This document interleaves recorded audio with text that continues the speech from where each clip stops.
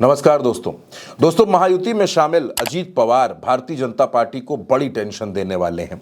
अजीत पवार एक ऐसा तनाव देने वाले हैं भारतीय जनता पार्टी को कि बीजेपी के होश उड़ जाएंगे।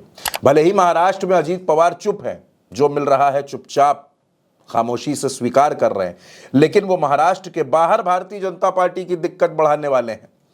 दोस्तों, ऐसी खबरें हैं कि दिल्ली विधानसभा चुनाव में अजीत पवार अपने प्रत्याशी उतार सकते हैं, चुनाव लड़ सकते हैं। 70 सीटें हैं दिल्ली विधानसभा में और बीजेपी लंबे वक्त से वहां सत्ता से दूर है। लगातार वहां अरविंद केजरीवाल चुनाव जीत रहे हैं, सरकार बना रहे हैं।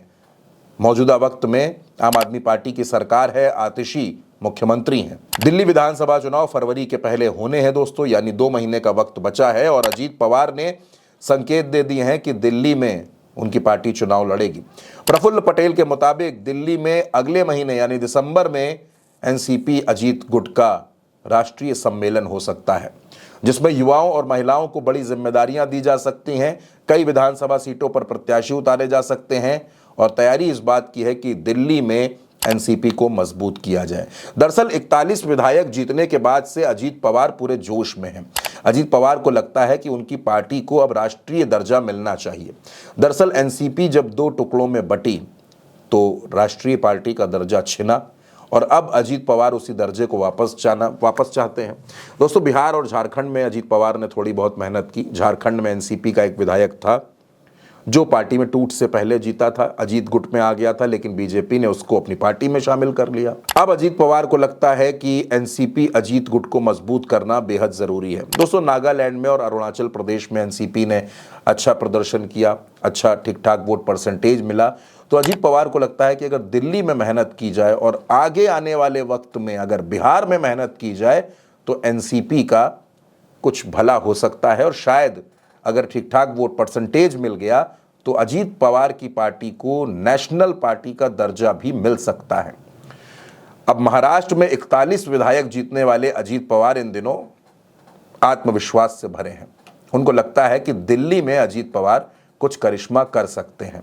अगर दिल्ली में उनको ज्यादा नहीं 5 से 7 सीटें भी लड़ने के लिए मिल जाए तो वो कमाल कर देंगे। अब दोस्तों, दिल्ली एक ऐसा राज्य है जिस पर एनडीए में शामिल हर सहयोगी दल की नजर है, चाहे जेडीयू हो, चाहे अजीत पवार हो, या फिर उत्तर प्रदेश के तमाम सहयोगी दल हो, या फिर चिराग पासवान हो। हर किसी की नजर दिल्ली के चुनाव पर है।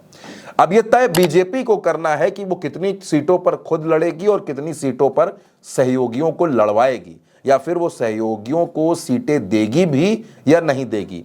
और अगर नहीं देगी तो क्या अजीत पवार फ्रेंडली फाइट करेंगे, अपने प्रत्याशी उतारकर उनके लिए प्रचार करेंगे?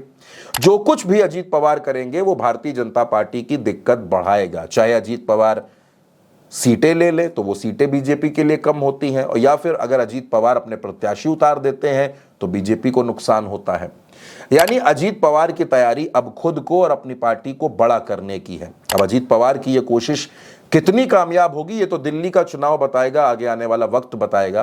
लेकिन फिलहाल अजीत पवार ने शुरुआती संकेत दे दिए हैं कि अब वो सिर्फ महाराष्ट्र तक सीमित नहीं रहेंगे। फिलहाल इस खबर में, इस वीडियो में मेरे साथ इतना ही। अपनी राय कमेंट बॉक्स में दोस्तों जरूर बताइएगा।